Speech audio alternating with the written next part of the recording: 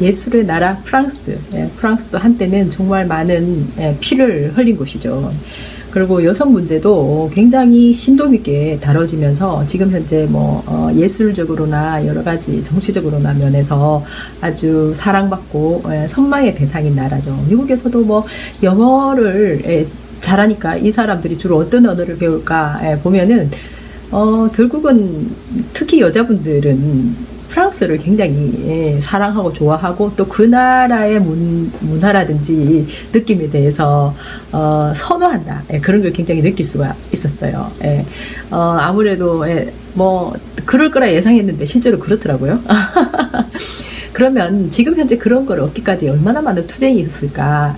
저는 이제 조르주 쌍드라는 이 작가를 통해서 한번 생각을 해보고 싶은데요. 1800년도 그러니까 초반에 이 작가는 태어났어요. 태어나서 이제 그 뭐 여러 가지 교육을 받고 이제 작가의 길로 들어서는데 거기서 처음부터 쉽지가 않았어요. 그때 그 당시에 1800년대 초반이니까 그때는 뭐 공공장소 그러니까 뭐 도서관이라든지 이런 데 가려고 해도 여자들은 금지 말이 돼요?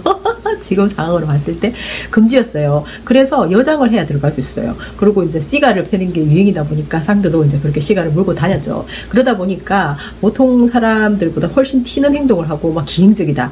거기다 이제 작가인데 작가로서 어떤 그런 그 글을 써내는 것도 굉장히 파격적이었겠죠. 그러니까 이제 지금 현재 와서 뭐 샬로드 브론테나 에밀리 브론테처럼 그런 어떤 이건 고전이다, 명작이야 뭐 이런 느낌이 드는 책은 사실 딱히 없더라고요. 또 책을 읽어봤는데 그런 사람들이 주는 어떤 그런 그 매력적인 그런 느낌은 별로 없었어요. 근데 그 사람이 쓴 책에서는 사실은 좀 그랬었는데 그 사람이 살았던 어떤 너무나 드라마틱 삶, 그 삶에서는 참 많은 것들을 역사적으로 읽을 수가 있어요. 그 사람하고 살아왔던 사람들 때문이죠. 그리고 그 여자는 사회주의자는 아니었지만은 그런 어떤 성향을 가지고 있었어요. 어떤 태생적인 어떤 상황하고도 맞물려 있는 걸로 보이는데요. 1800년대에 그러니까 이제 20대 때는 천재 작가 뮤세, 옛날에 줄리에트 비노시가 나온 영화 뭐 파리의 마지막 키스인가 하는 영화가 있었어요. 거기서 쌍드 역할을 했었고 또 미세 역할을 했던 남자 지금 뭐 어마어마하게 대성을 했죠. 이름은 기억 안 나지만 하여튼 프랑스 영화 보면은 많이 나왔어요. 지금 같이 그 비노시랑 애인 관계인가 잘 모르겠는데 하여튼 무슨 특별한 사이 같더라고요. 잡지 같은 데서 이렇게 본 것 같은데 확실하진 않은데 어쨌든 거기서 보면은 이제 20대에 쌍드가 나와요. 그러고 이제 아주 그냥 그때 그 당시에 그 여자는 자기의 삶을 계속 글로서 써내고 그때도 막 그 남장 여자를 하고 다니고 또 이제 시선을 굉장히 끌고 싶어 하는 그런 게 많죠. 그래서 이제 미세하고 사귀면서도 다른 또 남자들하고 사귀게 돼요. 왜냐면은 어떤 그런 뜨거운 감정, 그런 감정을 스스로 집중받았을 때만 자기는 어떤 큰 만족감과 에너지를 느끼는 그런 그 성향이었기 때문에 끝이 없었어요. 그런 게. 그러다 보니까 굉장히 비난도 많이 받고 또 동시에 사랑도 많이 받았던 그런 사람인데 근데 이제 그럼에도 불구하고 뭐 하나 대단히 감사한 것은 쇼팽이라는 이 위대한 음악가의 삶에 굉장히 깊은 영향을 주면서 명작들이 그때 그 당시에 많이 탄생했다는 것, 그것이 인류의 문화유산이잖아요. 쇼팽이라는 사람은. 그런데 쇼팽을 굉장히 극진하게 보살폈던 상대의 어떤 정신세계에 그런 마음이 있었던 겁니다. 그 긴 삶 동안 수많은 남자와 연문이 있었지만 쇼팽에게 희생했었던 그 시간은 너무나 값진 것이었다. 인생 전체로 봤을 때 자기가 행복했으면은 뭐 다 값진 것이었겠지만은 독자인 제 입장에서 봤을 때는 굳이 이제 그런 말을 하고 싶어요. 그러니까 저는 좀 이렇게 여자 작가의 위대성을 찾고 싶어서 굉장히 많이 노력을 했었어요. 그러다 보니까 참 마음에 들었었던 작가는 사춘기 때는 루이즈 누이젤 닌저였고요. 그리고 생애 한가운데 썼던 닌저였고, 그 다음에는 이제 펄벅이나 아니면 시몬드 보바르가 이제 그 다음으로 쭉 이어가는데, 이상하게 상드는 매료가 되지 않더라고요. 그렇다 하더라도 이 사람을 반드시 알아봐야 되겠다는 생각을 했어요. 왜냐면은 나는 쇼팽의 음악을 들으면서 너무나 큰 위안을 많이 받았었거든요. 작업을 할 일이 많았었어요. 그러면은 굉장히 그 고독한 투쟁일 때가 있어요. 그 작업이라는 것은 혼자만의 어떤 그런 투쟁이기 때문에 그때마다 쇼팽의 음악은 대단한 하여튼 그 행복감도 줬죠. 작업을 통해서 힘들 때 행복감까지 주는 그런 사람이었기 때문에 제가 이제 이 사람의 어떤 정말 이 사람에게 어떤 영향을 줬었던 곳을 찾아갔죠. 거기가 이제 어디냐면 스페인에 있는 마요르카라는 곳인데요. 그러니까 스페인에서 만약에 이제 이 두 사람이 1838년 그때쯤 돼서 이제 그 마요르카로 가거든요. 그렇게 배를 타고 갔으니까 지금도 배를 타면 8시간이 걸려요. 그러니까 옛날 배니까 더 오래 걸렸을 수도 있고 하여튼 그렇겠죠. 근데 이제 프랑스에서 그까지 간 이유는 이게 쇼팽이 폐결핵이 있어가지고 굉장히 건강이 안 좋아서 따뜻한 유럽에 제대로 된 곳으로 간다고 그곳으로 간 거예요. 그랬는데 이제 그 폐결핵은 그 전염이 되니까 사람들이 전부 다 싫어한 겁니다. 그래가지고 막 여기저기 옮겨 다니다가 결국은 집은 못 들어가고 어떤 수도원에 가게 된 거예요. 예, 그 수도원에서 2년을 살게 되는데 제가 가보니까 거기가 천장이 너무 높고 또 돌로 이렇게 지어져 있기 때문에 굉장히 춥더라고요. 그래서 폐결핵 걸린 사람이 거기까지 따뜻한 곳을 찾아갔는데 집에는 결국은 그 사람들의 또 마을 사람들의 반대로 못 들어가고 이 두 사람이 또 결혼한 사이가 아니다 이래가지고 애를 둘이를 데리고 왔는데 그때 그 당시의 문화적인 상황으로 봤을 때는 마을에서 받아들일 수가 없었던 거죠. 그래서 수도원으로 들어가게 된 거예요. 근데 거기서 또 이제 추운 데서 고생을 한 것 같아요, 쇼팽이. 왜냐면은 보니까 나는 뭐 부엌 살림이라도 좀 있을 줄 알았는데 하나도 없고요. 근데 이제 그 대신에 따뜻하게 볕이 드는 데는 정원이었어요. 그러니까 정원이 굉장히 바로 이렇게 땅에 있는 게 아니고 한층 높은 곳이라 이렇게 그렇지만은 난간을 이렇게 크게 내가지고 이렇게 밑에 아래로 내려다 보면은 멀리 마을들이 보이고요. 정원은 굉장히 아름답게 햇살이 잘 드는 곳이더라고요. 그리고 이제 이렇게 물을 이렇게 고인 데서 이렇게 비가 오면은 물이 떨어질 수 있도록 햇살이 드니까 그렇게 되어 있더라고요. 그래서 이렇게 빗방울 전주곡이 그냥 나온 건 아니고 이렇게 물소리가 잘 흐르는 곳이니까 나오지 않았나. 그리고 이제 이 두 사람이 이렇게 오솔길인데요. 새소리가 굉장히 크게 들리더라고요. 진짜 놀랄 만큼. 이 오솔길을 늘 걸어 다니지 않았나. 왜냐면은 그냥 굉장히 그 쇼팽 음악적인 느낌을 얻었어요. 여기서. 그리고 이제 입구에는 이제 이 사람의 이렇게 흉상이 얼굴이 이렇게 있어요. 두상. 예, 여기가 이제 아래가 내려다 보이는 정원 쪽인데요. 굉장히 꽃들도 예쁘게 갖고 놓고 아름다웠어요. 그렇지만 추웠겠다 하는 생각을 했었어요. 여기는 이제 서재인데요. 여기서 이렇게 책을 팔더라고요. 그래서 책을 한 권 샀어요. 이 사람 그러니까 이게 이제 2년 동안 이 안에서 생활했던 상더가 쓴 책이에요. 여기가 이제 A Winter in Mallorca 한 권 사서 왔어요.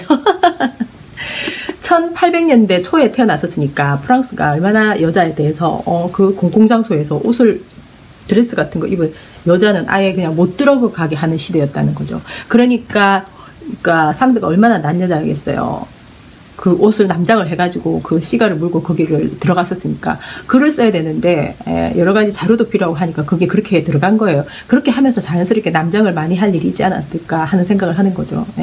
그리고 이제 그런 그 남녀의 차별에 대해서 이 여자는 너무너무 당연하게도 민감하게 반응을 했죠. 그러니까 페미니스트 지금으로 치면은 아주 대단한 페미니스트였는데 근데 그때 그 당시에 크게 이 사람이 이제 뭐 이렇게 막 그 러브 스토리 같은 거 어마어마하게 막 바람을 일으키긴 했으나 페미니스트로서는 큰 역할을 조금 못한 것 같아요. 왜냐면은 사생활이 이제 한 사람과 열정적으로 빠졌을 때는 열정적으로 하지만은 계속적으로 해가지고 이제 그 어떤 스캔들을 일으키는 데 있어서는 완전히 막 대단했었거든요. 그러니까 어떤 사람들이 봤을 때는 와, 저 여자 대단하네 하지만 또 또 다른 어떤 사람들이 봤을 때는 일관성이 없다. 네가 말하고 그러고 네가 일체가 하느냐. 일체하지 않는다면 넌 문제가 있는 삶이 아니야. 이렇게 비난하는 사람들도 있었던 거죠. 그래서 어떤 한 가지의 사건을 두고 사람들이 생각하는 것은 여러 가지 방향으로 나올 수가 있는 거다. 저는 그렇게 생각을 해요. 그래서 이제 제 입장으로, 독자인 제 입장으로 봤을 때는 한편으로는 쇼팽한테 그런 그 희생적인 사랑을 해서 쇼팽이 9년 동안이나 그 많은 명작을 만들었던 것, 그것은 정말 따뜻한 사랑이 없었다면 불가능했을 것이다. 이런 생각을 하기 때문에 지금 후세대의 나로서는 한편으로는 너무너무 멋지고 감사한 분이다. 이렇게 생각을 하는 거예요. 그런데 그때 그 당시에 그런 어떤 투쟁이 없었다면은 지금의 프랑스는 없는 거죠. 예. 마찬가지로 우리나라가 지금 페미니스트 때문에 사람들이 지금 한쪽에서는 이렇게까지 대통령을 모욕적으로 만들고 이런 문제거리를 만드니 이거는 가만 놔두면 안 된다 이런 식으로 이제 얘기하는데요. 물론 한편으로는 이제 맞는 말이에요. 그러나 전체를 다 두고 그렇게 말한다는 것은 굉장히 불합리하다 이런 생각을 합니다. 그러니까 지금 20대가 지금 이렇게 들고 일어나가지고 해화역에 가가지고 단체로 목소리를 내는 거잖아요. 지금의 20대는 그러니까 10살 때 박근혜와 이명박 시대를 살았던, 그렇게 해서 쭉 자라가지고 지금 20살이 된 그런 상황이라는 겁니다. 그때 그 당시에 우리나라 교육 환경이 어땠나요? 너무너무 물욕적으로 흘러가지 않았나요? 이명박하고 박근혜는 이 사람들은 완전히 타락한 사람들이잖아요. 돈밖에 모르는 사람들이죠. 그래가지고 그 유럽이나 또 처음에 유럽 같은 경우에는 철학이나 윤리 이런 걸 너무너무 중요한 어떤 그 과목으로 생각을 하잖아요. 또 필라소피라는 말은 wisdom of friend라 해가지고 friend of wisdom, 지혜의 친구라고 하거든요. 그러니까 그런 그 지혜의 친구를 우리나라에 오면서 무슨 이상하게 뭐 주육하고 이렇게 해가지고 무슨 점쟁이 얘기하는 것처럼 그렇게 만들어버리는 정말 미개한 나라라는 거죠. 지혜가 없다면은 우리는 거의 동물과 다름없는 삶을 살아야 되는 겁니다. 그런데 그런 과목에 대해서 그런 중요한 우리가 가져가야 될 인성에 대한, 정직에 대한, 윤리에 대한 이 중요한 부분에 대해서 완전히 그냥 배제를 해버리는 이런 삶을 살았던 그런 애가 지금 20대가 된 상황입니다. 그런 거에 대해서 우리는 깊이 반성하고 생각을 해야 된다는 거예요. 거기에 대해서 내가 볼 때는 그 장관이라는 분도 이제 우리가 미안하다 이렇게 말한 것은 문재인 대통령을 막 그렇게 애들이 욕을 했다고 해가지고 그것을 장관 물러나라 이런 식으로 또 막 얘기한다고 하는데요. 한 가지 면만 보고 얘기했다 저는 생각을 해요. 거기서 당연히 그렇게 분노가 일어난 많은 어떤 하나의 부류를 봤을 때는 지금까지 잘못한 것에 대해서 그렇게 우리는 얘기할 수 있어야 되는 거죠. 어른 입장에서 잘못됐다고. 그렇게 하고 그 안에 디테일로 들어갔을 때 대통령한테 그렇게 하는 것은 박근혜 이명박 대통령이라는 그 암흑기를 지나와서 문재인 대통령이 지금 펼치고 있는 이런 나라에 살면서 데모할 수 있는 걸 감사하게 생각해야 되는데 그런 식으로 말이죠. 완전히 이제 이상한 분위기를 만든다는 것은 끔찍하다 이렇게 디테일로 들어가야 된다 생각을 해요. 그리고 이제 김부겸 장관 입장도 마찬가지 아닌가요? 그분 입장에서도 그런 거잖아요. 우리가 잘못했다. 결국은 정치권이 잘못한 겁니다. 지금까지. 이 사람들도 지금 현재 민주당에서 1년 동안 정권을 잡았는데 그 전에 계속해서 정치를 안 했던 사람들이 아닌 거예요. 그러면은 정말 미안하다 말해야 되는 겁니다. 미안하다고 말하고 그 다음에 뭐가 잘못됐고 뭐가 잘 됐으니 앞으로 어떻게 하겠다 해서 건강한 방향으로 큰 힘을 가지고 거기서 이제 끌고 나가야 된다 생각해요. 물론 이 세상에 반은 여자고 이 세상에 반은 남자입니다. 그죠? 그렇게 해서 이렇게 지구가 동글동글 돌아가고 있는데 거기서 한쪽을 딱 배제를 해버린다면 돌아갑니까? 그게 딱 뒤집어져가 꼼짝을 안 하는 거잖아요. 그러니까 당연히 계속 돌게 하기 위해서는 지금까지 억압받았던 대한민국의 여성들의 이 문제를 진지하게 생각을 해야 되는데 분명히 이 안에는 어떤 그 조직을 이용하려고 하는 사람들이 들어가겠죠. 우리나라에 뭐 당이 하나밖에 없는 게 아니잖아요. 바른미래당도 있고 정의당도 있고 자한당도 있고 국민의당도 있고 여기도 악마도 있고 뭐 천사도 있고 뭐 다양한 사람들이 모여 있잖아요. 마찬가지로 이 안에서도 그런 사람들이 득실득실 하면서 어떻게 나에게 이익을 챙겨갈까 하는 사람들이 또 있고, 또 어떤 사람은 정말 그동안에 한국 사람들, 한국 여자들을 완전히 무슨 성적 놀이개로 생각을 한다든지, 얼마나 그런 일이 많았나요. 그리고 술집도 얼마나 많이 만들었나요. 가는 데마다 무슨 골프방이니 무슨 노래방이니 뭐 온갖 방을 만들어 가지고 거기다가는 여자들이 가서 접대를 하게 만들고, 그렇게 하면 그 여자들은 나중에 어떻게 되나요? 그 여자들한테 그렇게 물건 취급을 하면은 그 여자들은 결국은 또 남자를 물건 취급을 하게 되고 서로가 서로를 물건 취급을 하게 되는 겁니다. 그렇게 하면서 혐오가 일어나는 거예요. 그러니까 그런 이상한 형태의 그런 타락하는 그런 문화를 계속 양산을 하면 안 되는 거예요. 그렇게 한 건 누군가요? 지나왔던 우리 그 선배들이, 우리의 조상들이, 우리의 어른들이 만들어 놓은 거 아닙니까? 20대는 결국은 그런 것들 때문에 지금 이런 끔찍한 혐오 정세가 생겨가지고 서로를 믿지 못하는 이런 상황이 온 겁니다. 이거는 서로가 다 잘못한 게 있는 거예요. 물론 잘한 것도 있겠지만 잘못한 게 그만큼 많다. 저는 그렇게 생각을 해요. 이 혐오 현상에 대해서는 서로가 다 책임이 있기 때문에 네가 무조건 잘못했네 이런 식으로 몰아붙여가지고는 해결이 안 된다 생각해요. 그러고 이번에 이 여자 장관 분이나 아니면은 김부겸 이 두 분이 앞에다 따끔하게 질책을 안 했다고 화를 내는 사람들이 있는데, 제가 볼 때는 분노라는 것은 그렇게 화를 낸다고 해서 해결되는 게 아니고, 그래 일단 우리가 잘못했다고 말하는 게 맞다는 겁니다. 그러고는 그 다음에 해결책을 찾아 나가는 것이 그것이 맞다. 저는 그렇게 생각을 해요. 이 진짜 우리나라를 사람들이 말을 하잖아요. 부패공화국이라고. 부패공화국. 이런 어마어마하게 끔찍한 공화국이 뭡니까 도대체가. 말이 돼요? 뭐 헬조선이라 그러면서. 왜 그래요? 정치꾼들이 사기를 너무 많이 친 거예요, 국민들한테. 지금 이번에 노회찬 이 국회의원이 지금 국회의원들이 전부 다 특활비 그런 거 받아가지고 영수증도 필요 없고 묻지마 돈을 마구마구 퍼준다는 거 아닙니까? 자기들끼리. 그 중에서도 뭐 김성태 원내대표는 월 6천만 원을 썼는데 그게 연 7억이라는 거예요. 7억.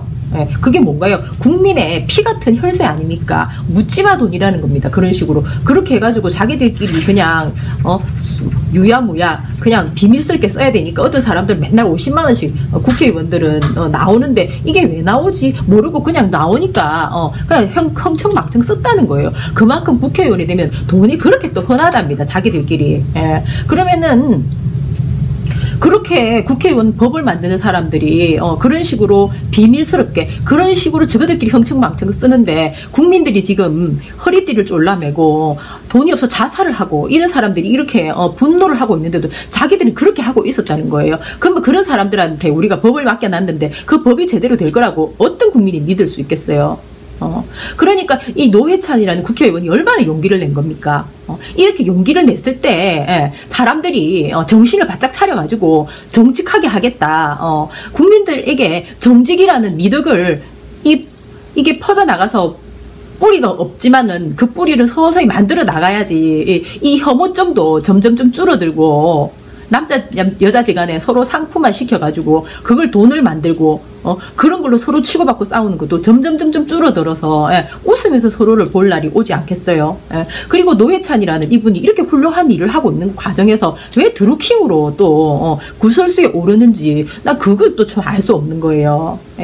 이분이 옛날에 삼성 엑스파일에서도 그 문제에 있었을 때도 문제를 제기해가지고 정의의 편에 섰는데, 그걸 오히려 뒤집으면서 이 사람을 갖다가 국회의원 배지를 뺏어버렸던 거 아닙니까? 그런 일이 있다 보니까 난 다른 사람은 못 믿겠는 거예요. 오히려 민주당이든 뭐 자한당이든 믿음이 안 가는데 노회찬 후보에게는 후보가 아니라 노회찬 국회의원에게는 믿음이 가는데 왜 또 드루킹 문제를 갖고 걸고 넘어지나 너무나 의심스러운 거예요.